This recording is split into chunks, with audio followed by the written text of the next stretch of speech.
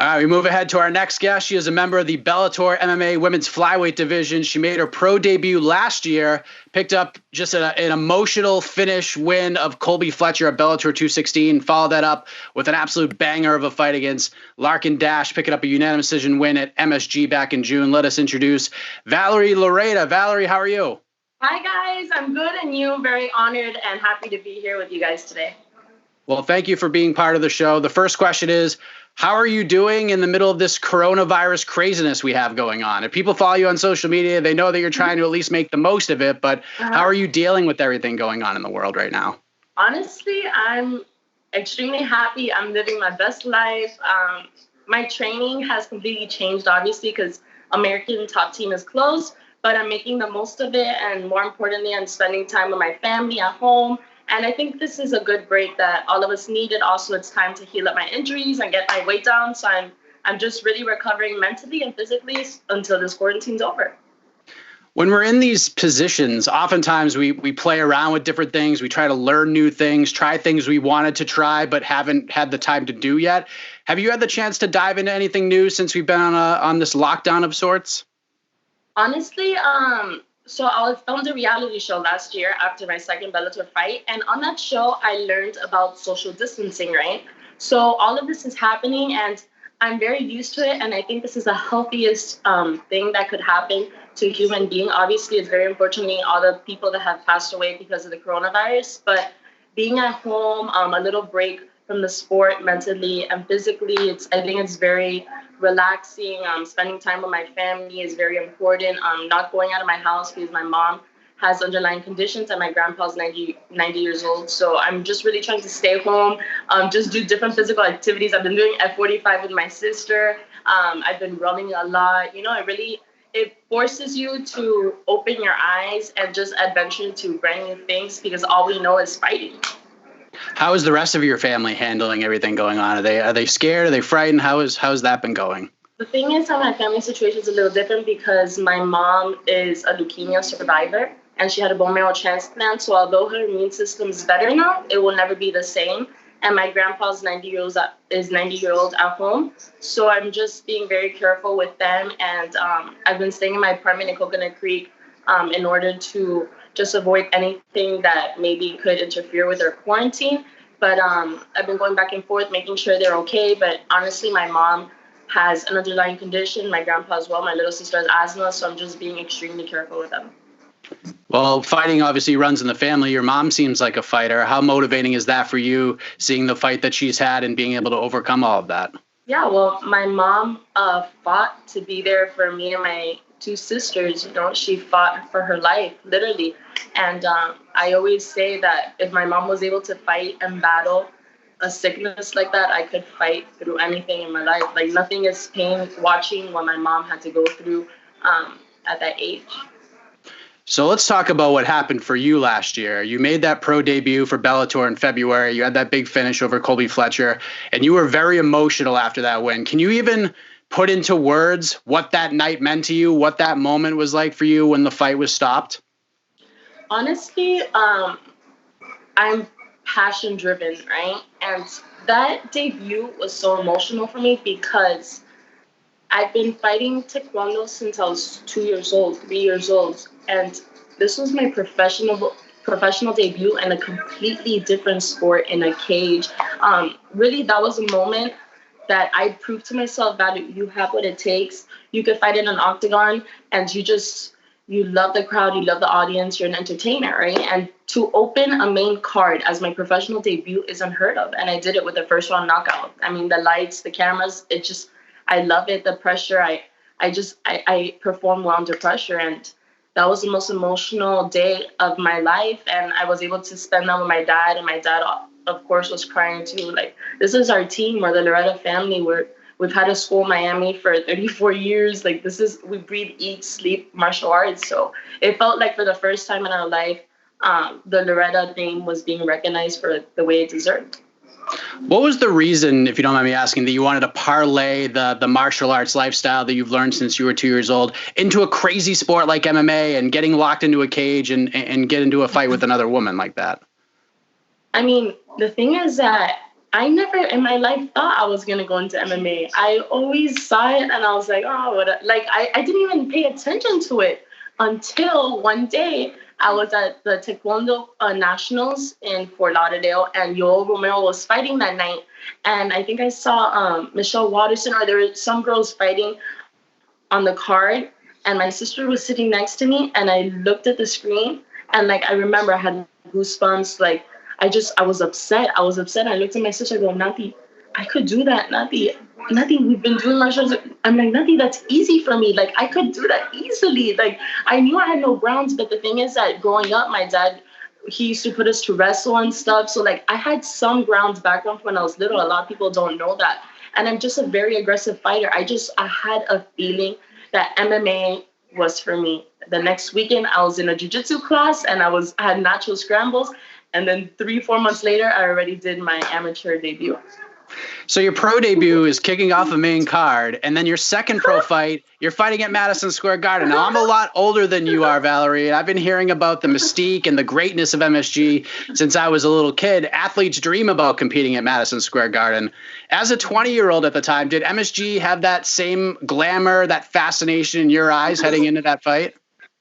Just knowing that idols like Muhammad Ali have fought there, I wake up and I look at his poster every day. I have it framed in my house. So for me, that was the biggest honor that I could share as a martial artist with other fighters who have been and performed there as well. But I didn't let the Madison Square Garden aspect of it get to me. I thought of it as any other fight. I was honored to have the opportunity to perform in the world's most famous arena in the world. You hurt Larkin Dash multiple times in that fight, but you were able to stay very composed. You weren't too overly aggressive with it. How much did you take away from fighting somebody like that who just wouldn't go away? She was just an annoying person to fight with. You know what I mean? Like she was just like, I don't know. Like I went into that fight and like I hit her hard and she wouldn't go down. Like she was strong. But the thing is, I was also really excited because I needed that ring time. I needed those 3 5-minute rounds. I needed to just do what I have to do to win and just entertain like I always do. So I was, at the end of the day, I was like a little upset because obviously I wanted to finish. But now that I look back, I'm very happy that that fight turned out that way because my experience now, like that ring time is something that you can't buy anywhere. You could only get that through experience fighting in the cage. So I'm happy about that. And I learned a lot from that fight. I fought a lefty. That was on a week's notice. Like, I'm crazy. I don't know. I just took it. I'm like, I'm fighting Madison Square Garden. Put anybody in front of me. You mentioned going on the reality show. It was the same show that Jorge Masvidal was a part of. And that experience seemed to have changed his entire life, not just in the octagon, but just personally and how he approaches life. Do you feel like some of that mystique that Jorge was able to take off of that show, do you feel like some of that will rub off on you? Is that a little bit of a motivating factor for you to be a part of it? I mean, when I spoke to Jorge about it, it's just like, the thing is that on the show, you're completely isolated, right? So you have no communication with your family, with anybody. You're there and like, you don't even have martial arts to train with. So like, you make the most of it. Kind of like what we're doing now in quarantine is what I went through on the show, right? So it's just being away from reality for 3 months allows you to really understand and recognize what do you want in your life. Like, what is it that I'm passionate about? Like, where do I want to get to and how am I going to do it? And you learn to appreciate and value things that you don't have anymore. For example, I was there in Exatlón punching the trees and stuff. And all I would think about was like, I wish I had a boxing bag, a kicking bag. I was able to take my gloves. My gloves were broken up everywhere. Like, it just teaches you a lot about life and appreciating the little things. And I remember when I first got off the show, all I wanted to do, like, I remember my first kickboxing class when I got back, like, I got eliminated on a Sunday and they flew me down. And on Wednesday, I showed up, like, by surprise to American Top Team. And, like, I've never felt more satisfaction and just blessed to do what I do and how much I love what I do. So definitely, yes, hopefully my next fight, I win in 5 seconds with a flying knee, right? I'm just really looking forward to being in the cage because this is what I love. This is who I am. Because you were supposed to fight on that January card against Tara Graf. Supposed to, yes. Yeah, can you talk about what happened there? No, I had an injury while on the show. I had an injury on my left foot and they couldn't clear me. And apart from that, I sprained my MCL. So I was a little messed up. And plus, mentally and physically, I had gotten back from the show at the end of November, right?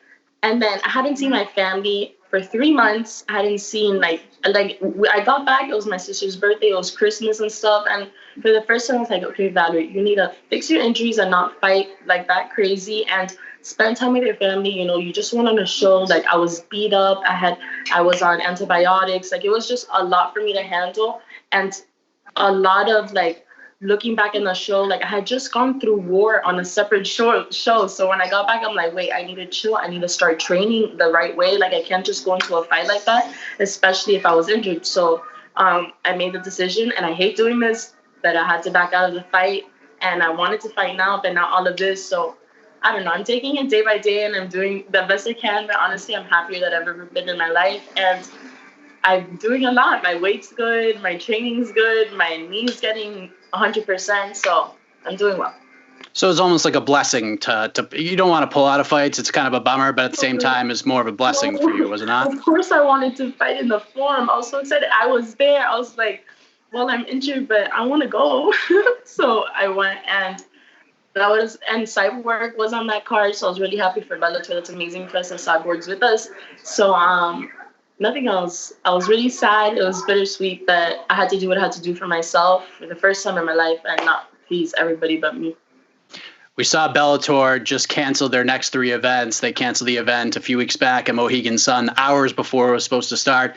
And Scott Coker's been universally praised for how he's handled this situation. What have you made with how Bellator has been approaching this year with COVID-19 compared to, say, others in the space? Let me tell you, and I will say this from the beginning, I am die-hard Bellator. Like, apart from Scott Coker, like, just everybody in the production, everybody that works for Bellator, like, they treat their fighters so amazing. I am so grateful for the way they've treated me in this year that I've been with them. And when I saw what Scott did to his athletes, like, he is such a respectable man, and I just look up to him so much. And I'm just so honored to be one of the fighters under his roster. But what he did is amazing, and I feel like every other person and every other organization should be treated the same way, because we're fighters, you know, this is the way we live.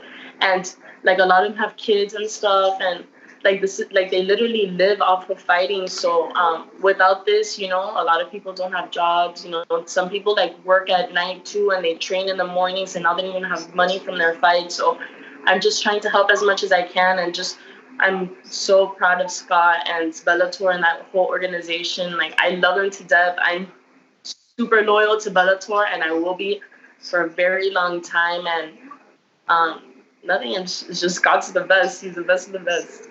So you feel they're doing the right thing here because, you know, on the other end, we're lacking entertainment, we're lacking sport, but, you know, Bellator is jumping the gun and just putting the brakes on like every other sport's doing. So you obviously agree with what they're doing?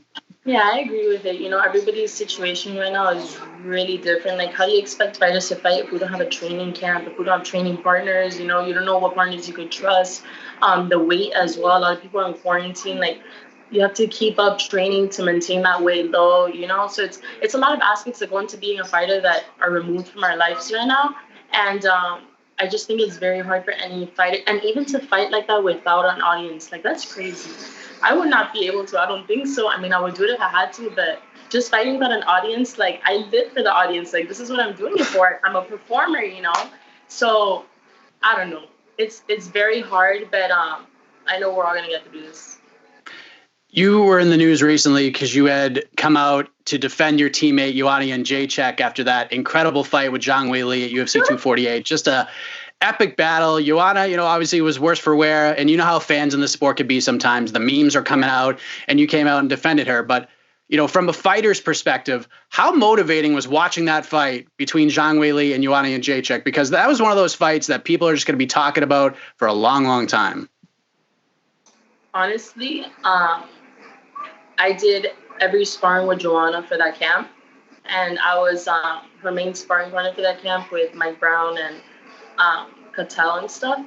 And just knowing like how much I put of me, like I gave her my 100, I gave her all of me because I really wanted her to perform the way she did, you know. So it didn't matter if I was not on weight, if I was overweight, if the night before I didn't sleep, if I was exhausted, I would show up Tuesdays and Thursdays and I would give her all of me because I knew she needed me really bad. So that fight was more emotional for me than anybody else because we cried together on the mat. Like we were hurt together. Like I would go home with bruises everywhere, and Joanna would be like, let's go, you're champ. Like, you know what I mean? Like we have a very different bonds. Like I've never trained with anyone that trains like me, like Joanna. Like Joanna and I, like we train alike. We just understand each other. We can curse at each other and like hug each other after because like I just gave her my 100%. So watching her performance in the fight was the most like beautiful thing to me because I idolize her. I look up to her so much. She gives me so much advice.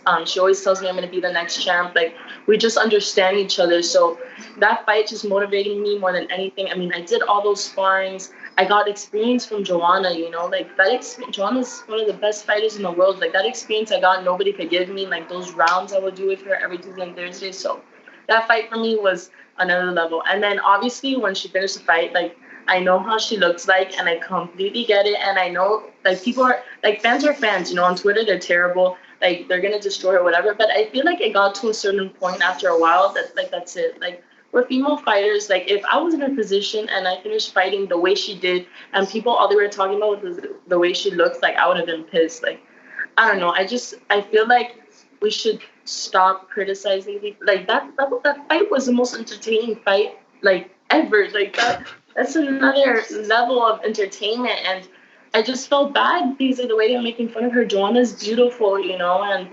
we're female fighters. Like no girl wants to be criticized about the way they look. So I went crazy on Twitter for a little bit, and I'm sorry, but I had to do it. I love her to death. I respect all female fighters. What we put into this sport is not anybody could do it. It's very specific people who could do what we do, especially as females. It's so hard on our body, like the toll it takes on our body, and just getting scratched up, bruised up, black eyes, like just female things that we have to be on top of that this sport destroys, you know. So that's why I went crazy. Yeah, it's obviously tough. It can be tough being a woman in this sport at times. I mean, you hear the cliche all the time that MMA is a man's sport. Now, for you, and listen, I'm happily married, but I have eyes too. You turn heads. You're very popular on social media, Valerie. I'm not saying anything that isn't true here. With that being said, yeah, it's great to be popular and get a lot of views and go viral and stuff. But do you feel that it's been a challenge at times for you to be taken seriously as a fighter and a professional athlete? I mean, wait, can you see it? Yeah, there you go. I gotta talk. I mean, yes. The problem with me is that I don't post on social media because I'm an influencer. Like, this is who I am. Like, I am an amazing fighter, but if I don't feel pretty and feminine and elegant, like, I'm not Valerie, right? So even going into fight week, I take it like a beauty pageant because this is my beauty pageant. Like, literally, like, I have fight week, I have media week, I'm skinny, like, I don't look like this all the time.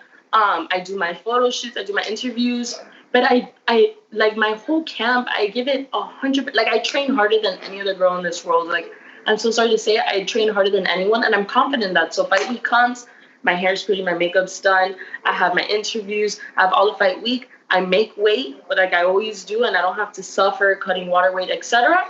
And the next day, I go out to fight with my eyelash extensions, my hair done, etc. But that's who I am. Like, why can't I be both, right? And people sometimes are like, oh, she's just a social media influencer. I'm like, no, like I've been fighting since I was 2 years old, okay? It's just throughout the years, like I also have other passions, right? So I do movies, I do acting, I do entertainment. Like I was a dancer my whole life. You know, I'm a normal woman, except I was born into fighting. I was born for war. Like my body structure, I was born for war. My dad, like this goes way back for many ages in my family. Like I was born into sport. My whole family were all black belts, right? So it's very hard for me to be taken seriously. But honestly, I just think it's just time. You know, like as long as I keep winning fights, like that's all that matters. Everybody will shut up. Like, and I'm gonna be both. I'm gonna be the most beautiful woman in the world. I'm gonna be the most badass fighter in the world. But it's got to be such a freeing feeling to be as comfortable with yourself as you are. I mean, a lot of people in this day and age, they can't say that. People are very hesitant to put themselves out there and show who they truly are. Have you always had that confidence in yourself, or is that Always. something that's sort of grown with you? No, always. Since I was a little girl, I've felt a feeling pulling me, something calling me, like, Valerie, you're meant to be something big. Valerie, keep pushing, keep pushing. So since I was little, like, all my friends going out partying to their proms, etc., and I was always training taekwondo, training for an Olympic dream. Like, I always had a vision for myself that I can't explain. I've always known my potential. My potential haunts me. I know what I could do with this world, and I know that the moment that I win 4 or 5 more fights and I get that belt, my name is, people are gonna know my name, right? So I don't know. I know who I am. I'm confident in it. I know that there's no other woman in the world that compares to me. I know that the talent I have in martial arts, my hard working ethic, just my backgrounds, like my history with martial arts, like my family story, like it's too much, and I'm gonna make the most of it. I'm gonna be the biggest name in this earth. Couple more things we let you go. I appreciate the time, Valerie. As you continue to evolve as a fighter and take bigger steps towards the ultimate goals you want to capture in this sport, obviously your platform is going to get bigger and bigger and bigger. What would you like to use that platform for once that happens? Once you reach that status you want to be at, what would you like to do to maybe give back to martial arts, to the people, to the fans? Have you thought about that at all? Yeah, of course. I mean, I always walk out in my taekwondo uniform. You know, my Bellator fights, I always walk out in my taekwondo uniform because I represent taekwondo. You know, a lot of people criticize it. It doesn't work in the cage, etc. But then everybody's copying me the next week, right? Everybody wants to do what I do. So my goal is to make it on a platform like I have that's going to allow me to influence the lives of everybody in the world. But apart from that, I just want to be a role model and example to other kids, and especially young girls like me, like who feel like they could be judged for pursuing a passion that is in a male-dominated industry, etc. Like, look at me, like I'm 100% like the most girly girl you've ever seen. But when I step into the cage, I transform into a fighter, you know, and that's really my message. I want to show people how beautiful martial arts is. Like, martial arts has made me the confident, disciplined, hardworking woman I am today. And I want to influence the lives of other women. And I want girls to know how to defend themselves. I want girls to be confident. And really, I live like this every day to be an example to my sisters, but also use a platform to show other people and other parents that, yes, let your daughter do boxing. Yes, let your daughter do taekwondo. Yes, you know what I mean? Like, it's not I don't know, that's my passion. I want to show people that you can be both. You can be pretty and elegant, and you can be a badass in the cage. And it's who I am. I'm not acting like this is who I am 100% of the time. And I feel like the world's going to recognize it. I know you haven't been able to train at ATT, and you talked about having great relationships with a lot of the fighters, Jorge Masvidal, Joanna Jedrzejczyk, you have a special bond with. What about Colby Covington? Like, I know Colby and Joanna, Colby and Masvidal, they've had their issues, Poirier at times as well. Colby, obviously a very brash guy. He said it's a gimmick, but a lot of people have told me Colby's a great teammate. He's a great guy. That persona is just a persona. It's not who he really is. What side of the fence are you on with Colby Covington, if you don't mind me asking? Honestly, George and I, we're both from Miami. We're signed to the same management. I love him to death. You know, we're on the same show, etc. So I just don't talk to Colby. Like, we train together, but I don't talk to him. You know, I'm 100% Team Masvidal and Team First Round Management, and I don't get into that drama. I separate myself, and I'm just 100% Team George. And that's it. Fair enough.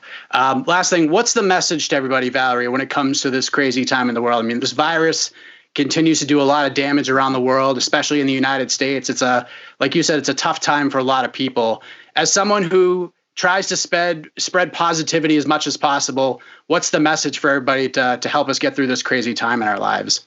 I mean, my message is that I think we should all think about this time that we have off from our work and our sports and our school, etc., positively, because this really has never happened before. And when do you get a break off of reality like this ever, you know? So my message is really to just take this time to, like, reflect and spend time with your family and just stay safe, stay home, and really enjoy it. Like, I know a lot of families are suffering, but if you're still in quarantine, like just enjoy this time off and make the most out of it, because in the snap of your fingers, like our whole lives are gonna go back to how they were, and you're gonna think back on this time and be like, damn, I should have put more process into, put my thought into developing my business at home, or just, you know, being an entrepreneur at home, or start doing things that you've never been able to do because you're so caught up with your reality life. So that's my message. Just take this positively. Fighters, keep your weight down. Don't eat a lot. Keep your weight down. That's my biggest thing. Keep your weight down. Don't eat a lot. Try to do some cardio. All I'm doing is running around my neighborhood, you know, and heal up your injuries. That's a big one too, because we never get time off like this. I have a big problem in my neck and my knee, and I'm fixing it right now. So heal up our injuries and get our weight down, spend time with your family, and just enjoy this time we have off right now, because this will never happen again. Well said, Valerie. I appreciate the time very much. There's obviously a lot of uncertainty in the combat sports world and around the world in general, but we're looking forward to seeing that next step for you in the Bellator cage once things sort of get back to normal. Yes, so I cannot wait. I am done waiting. I am very anxious to fight. You have no idea. Well, excuse me. Stay safe, stay healthy, wash your hands, and hope we could do this again down the road before your next fight. Yes, we will, Mike. Thank you so much. Thanks, Valerie. Bye.